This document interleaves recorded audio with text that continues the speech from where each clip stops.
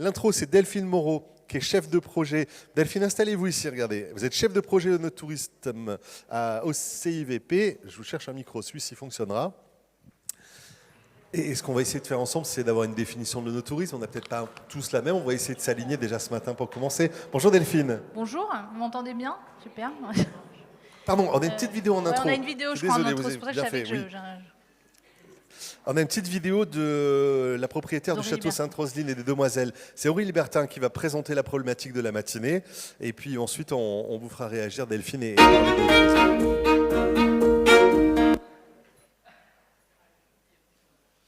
La vidéo est restée dans une voiture. Je vais vous donner l'immatriculation de la voiture concernée. Il s'agit de l'immatriculation, mais on va retrouver sans ça Aurélie Bertin qui est au moins certaine. Aurélie Bertin, propriétaire du château Sainte-Roseline en AOP Côte-de-Provence. Alors au château Sainte-Roseline, nous avons été pionniers de l'onotourisme. Ça fait plus de 30 ans, nous organisons des événements sur notre domaine tout au long de l'année pour faire vivre une expérience à nos visiteurs et leur montrer notre savoir-faire. Donc les événements, on a bien évidemment beaucoup de choses autour de l'art, des expositions d'art contemporain, des concerts. Nous avons aussi des journées à thème tout au long de l'année sur le thème de la truffe, de Noël, du sport automobile, mais aussi nous organisons depuis la fin du confinement des after-work, donc des soirées apéritives dans les parcs du château. Et depuis l'année dernière, nous avons créé sur la période estivale un wine bar où nous accueillons tout au long de l'été des gens pour leur faire déguster nos produits dans un cadre magnifique. Aujourd'hui, le gros problème que nous rencontrons, c'est que dans le mot œnotourisme, il y a à la fois du vin et du tourisme. Donc premièrement, il n'y a pas vraiment de statut sur cet œnotourisme. Donc en fait, on ne sait jamais à qui on doit poser les bonnes questions. Est-ce qu'on dépend de la Chambre d'agriculture, du syndicat, du CIVP ou de la Chambre de commerce? Donc c'est toujours un peu compliqué. Et si on veut développer une réelle activité de restauration, c'est des démarches qui sont très lourdes puisqu'il faut faire un changement de destination et donc transformer un lieu agricole en lieu commercial avec un stécal. Et voilà, c'est des process qui sont très très longs, qui coûtent de l'argent. Donc voilà, on a des projets, mais on est un peu freiné parce que c'est vrai que c'est des process qui sont relativement longs. Puis bien évidemment, il y a toute la partie œnotouristique qui ne doit pas être prépondérante pour l'activité agricole. Donc on a été obligé de créer une société à côté pour développer toute cette partie œnotouristique et événementielle. Alors c'est vrai qu'au CIVP, l'ambition, c'est de développer l'œnotourisme. Ça fait partie des 5 axes stratégiques du CIVP. Pourquoi l'œnotourisme? Parce que c'est une fabuleuse vitrine pour les vins de Provence. C'est un revenu complémentaire pour les vignerons. Donc c'est vraiment très très important, surtout à l'heure actuelle. Et donc aujourd'hui, je pense qu'il y a beaucoup de vignerons qui ne vont pas dans l'œnotourisme parce qu'il y a beaucoup de démarches qu'il faut mener, des démarches administratives, des process qui sont longs. Donc c'est coûteux et en plus de l'activité agricole qui est demandeuse au quotidien, il y a toutes ces démarches à faire, les taxes aussi peut-être supplémentaires qui vont être engendrées par cette volonté d'aller vers l'œnotourisme. Donc voilà, il y a différents aspects au niveau fiscal, au niveau réglementaire et surtout liés au fait que nous sommes dans un régime agricole avec des contraintes et des limites. Alors déjà, j'aimerais que les politiques prennent conscience que l'œnotourisme, c'est peut-être ce qui va les sauver dans les années futures parce que c'est un revenu complémentaire dans une activité qui est en crise aujourd'hui. Alors peut-être un peu moins en Provence, heureusement, que dans les autres appellations. Donc j'aimerais qu'il y ait une simplification au niveau des démarches administratives, qu'il n'y ait qu'une porte d'entrée en fait. Je ne sais pas quel organisme peut prendre ça en charge, mais que le vigneron ait qu'un interlocuteur qui puisse être au courant de toutes les démarches qu'il faut faire. Alors aujourd'hui, un vigneron qui souhaite se lancer dans l'œnotourisme doit d'abord être très créatif. Ce n'est pas une question de moyens, c'est une question d'idées et justement de développer des événements qui ne sont pas chronophages et qui ne nécessitent pas beaucoup d'investissement au départ. Quelque chose qui est très important aussi, c'est de créer des événements qui sont en lien quand même avec le monde du vin et le vin pour attirer une cible susceptible d'acheter du vin parce que pour moi, l'œnotourisme doit être au service du vin et doit faire la promotion du vin et non l'inverse. Voilà, pour le décor qui est planté par Aurélie Bertin, elle a posé la quasi-totalité des problématiques, peut-être même répondu déjà à certaines des questions. Delphine, on va vous écouter sur le no-tourisme, elle en a parlé, on va revoir le planning de la journée pendant ce temps-là. Vous cherchez une zapette, une télécommande pour dérouler les différentes slides, ce sera assez pratique, elle est là, vous l'avez là, et on va avancer dans, voilà, encore une avant. Ah, là, vous rétro... C'est bien, comme ça, voilà. On va avancer encore un tout petit peu et on va arriver sur, normalement, votre présentation. Voilà. Delphine Moreau, du coup, la stratégie no-touristique des vins de Provence, mais surtout la définition de no-tourisme pour vous, parce qu'on a entendu plein de choses à l'instant avec notre intervenante, avec Aurélie Bertin. Exactement. Ouais, bonjour à tous. Donc, je vais revenir sur qu'est-ce que c'est que le no-tourisme. C'est une définition qui est un peu complexe. Alors, je ne me suis pas embêtée, hein. J'ai pris juste la définition d'Atout France, qui est l'organisme d'État qui fait la promotion du tourisme en France. Et le no-tourisme, c'est quoi? C'est du tourisme. C'est l'ensemble des prestations relatives au séjour touristique dans des régions viticoles permettant la découverte conjointe du vin, des terroirs et des hommes sur le territoire où il se situe. En fait, ce qu'il faut savoir, c'est que le no-tourisme, c'est centré évidemment sur la découverte des vins, du vignoble et des savoir-faire viticoles via la rencontre entre le vigneron et le visiteur, donc au travers des activités comme des dégustations, d'achat de vin, de compréhension du vin.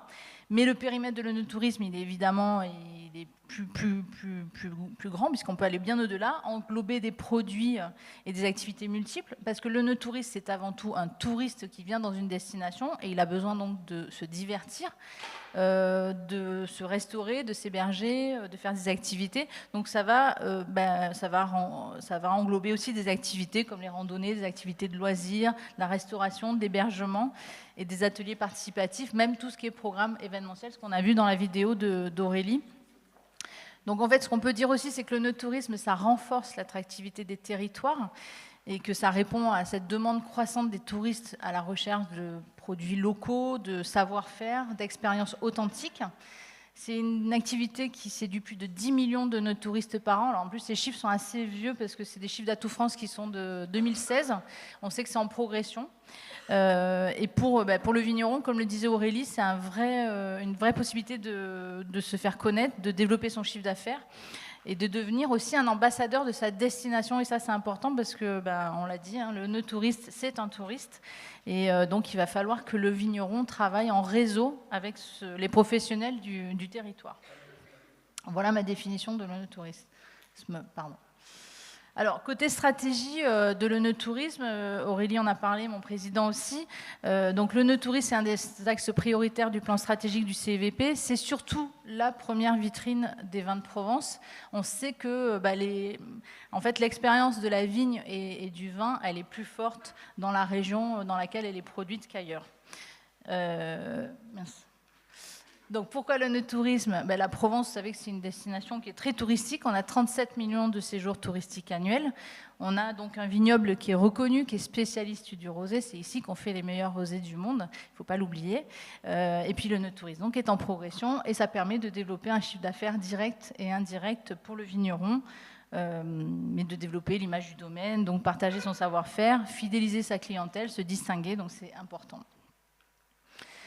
Là, je vous ai mis le parcours client. En fait, il va falloir être exigeant tout au long du parcours client du touriste. Avant la visite, il va falloir évidemment lui faciliter l'accès à l'information et à la réservation. Ça, c'est plutôt le travail des destinations touristiques et du CVP. Vous allez voir pourquoi.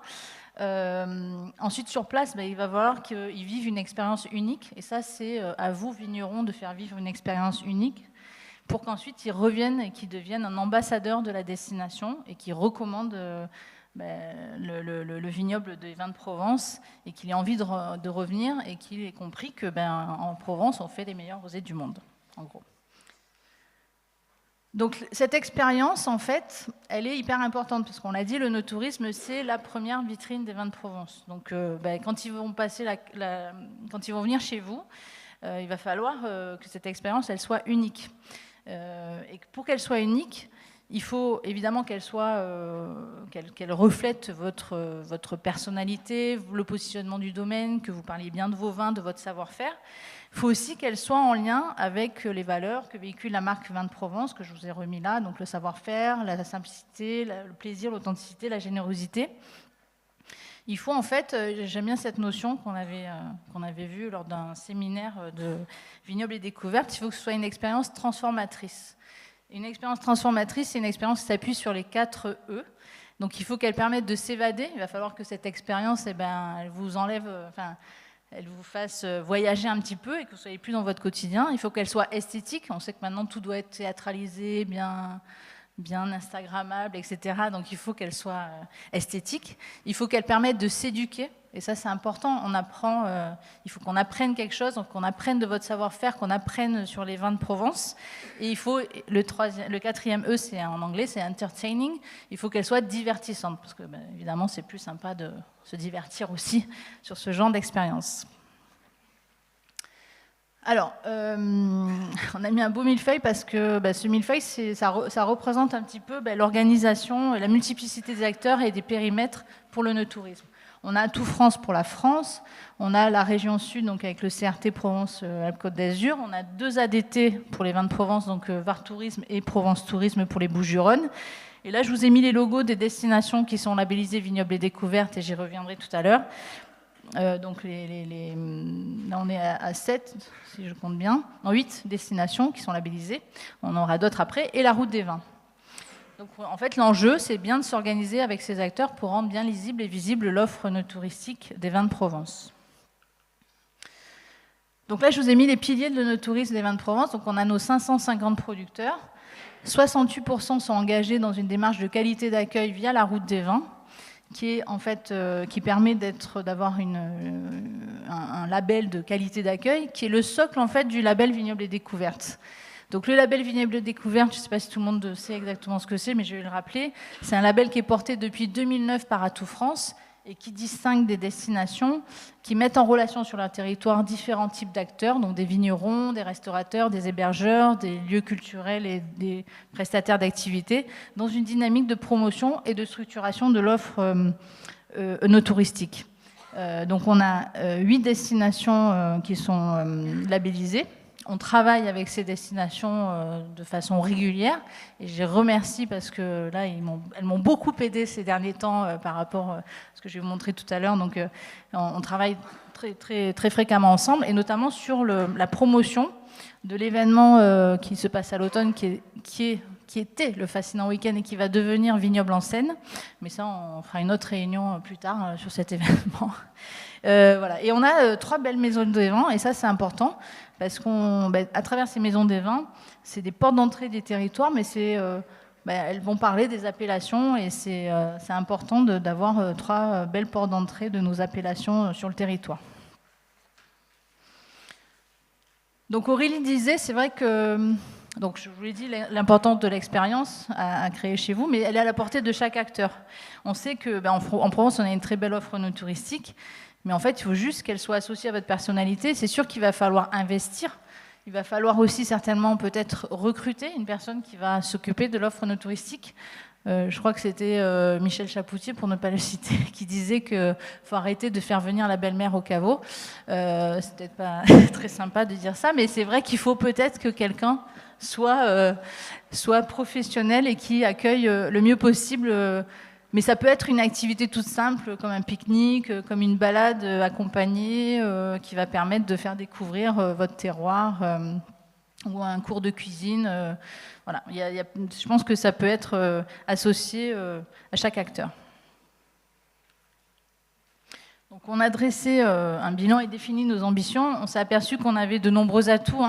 On est dans une région connue du monde entier, on a des paysages exceptionnels, on a un slow tourisme, mais on a aussi un problème de visibilité, de lisibilité de l'offre, et une offre parfois trop hétérogène et une manque de connaissance des messages clés des vins de Provence. Donc pour ça, parce qu'en fait, voilà, alors normalement mes diapos, elles font un petit... Bon, c'est pas grave. En fait, ce qu'on veut faire, c'est développer le réflexe no-tourisme auprès des visiteurs de la Provence. C'est-à-dire qu'on veut que le vignoble et les vins de Provence soient un incontournable des séjours, des 37 millions des séjours annuels qui se passent en Provence. En fait, voilà. Donc notre positionnement, on a essayé de se questionner qu'est-ce qui nous distingue des autres régions touristiques françaises. C'est bien le rosé, hein, c'est notre savoir-faire. C'est la Provence avec tout le pouvoir évocateur de la Provence.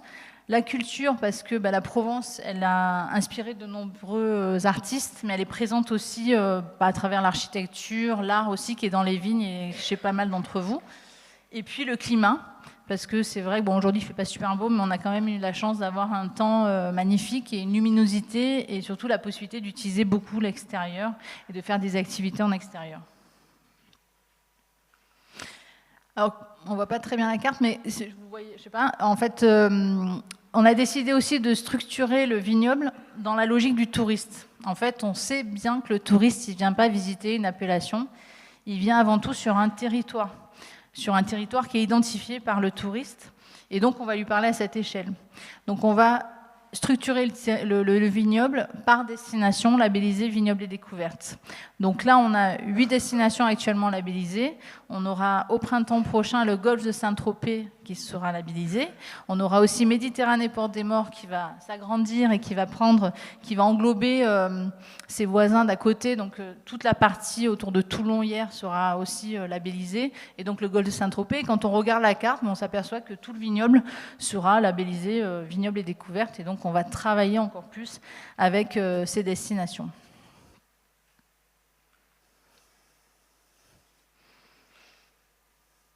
Donc on a plusieurs cibles et objectifs. En fait, évidemment, pour les touristes et les visiteurs, c'est de leur rendre bien lisible et visible l'offre touristique.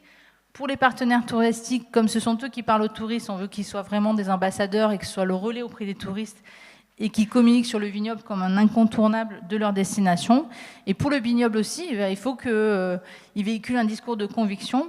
On fait les meilleurs rosés du monde. Le rosé, c'est un savoir-faire, donc on va travailler dessus. Même si vous le faites déjà très bien. Donc notre plan d'action, en fait, il est on a trois axes principaux. Donc la création de contenu pour présenter et rendre visible l'offre touristique.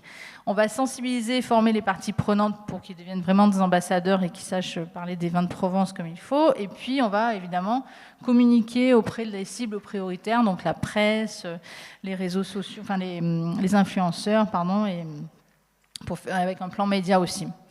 Alors je vous présente un petit peu en avant-première. J'aurais préféré vous le présenter en réalité, mais il n'est pas encore finalisé. Donc on travaille sur un site vitrine de l'offre touristique des vins de Provence, donc Destination Vins de Provence, qui devrait sortir, j'espère, bientôt. En fait, un site internet, c'est un peu comme construire une maison. Hein. On sait quand ça commence, on ne sait pas trop quand ça finit. Enfin, je m'en aperçois en tout cas. Mais bon, ça devrait vite se terminer. En tout cas, on va sur ce site. Ce qu'il faut vous retenir, c'est qu'on va avoir un contenu immersif et inspirant qui va permettre de présenter des itinéraires dans les destinations vignobles et découvertes. On va présenter aussi des expériences thématiques. Donc ça, c'est un contenu plutôt immersif. Et on va aussi travailler sur des offres touristiques qui seront alimentées en continu par Apidae. Alors Apidae, je fais un petit focus là-dessus. Apidae, c'est la base de données des informations touristiques qui sont récoltées par les offices de tourisme et qui alimentent beaucoup de sites internet touristiques. Et cette base de données, elle est importante parce que quand on va taper Château Menton ou un autre domaine, hein, je vois Nicolas dans mes... Mais on va retrouver toute l'offre que vous aurez donnée à votre office de tourisme, c'est-à-dire les photos, le texte de présentation, vos horaires, etc. Donc j'insiste là-dessus parce que faut bien travailler cette offre et bien communiquer auprès de vos offices parce que l'événement que vous allez travailler, je sais que Château-la-Martinette me parlait d'un événement, une fois qu'elle aura rentré ça et que ce sera rentré dans l'office de tourisme, ça ressortira aussi comme il faut dans le site internet. Voilà. Mais j'ai hâte de vous présenter en vrai, mais j'espère bientôt, prochainement. Voilà. Merci Delphine. Delphine Moreau, merci beaucoup.